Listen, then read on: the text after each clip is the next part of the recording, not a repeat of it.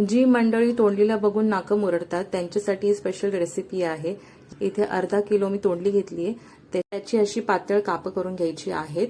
जितकं पातळ कापाल तितकं लवकर शिजेल ही भाजी। या पद्धतीने चला पुढच्या स्टेपमध्ये आपण वाटण करायचं आहे। 1 कप खोबरं घेतलेलं आहे, त्यामध्ये 5 ते 6 लसूण पाकळ्या, 2-3 हिरव्या मिरच्या, त्यात पाणी न टाकता आपल्याला वाटण तयार करून घ्यायचं आहे। नंतर फोडणीची तयारी करूया। 2 चमचे तेल, त्यामध्ये 10-12 कढीपत्त्याची पानं, 1 चमचा हिंग आणि त्यावर वाटण टाकून 1 चमचा हळद टाकून व्यवस्थित मिक्स करून घ्यायचे। त्यावरती तोंडली टाकायची आहे।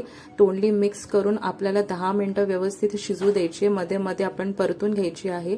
ही तोंडलीची भाजी करताना जाडबुडाची कढई घ्या, नाही तर खाली लागू शकते आणि यामध्ये पाण्याचा अजिबात वापर करायचा नाही आहे। चांगली शिजल्यानंतर चवीनुसार मीठ टाकायचं आहे।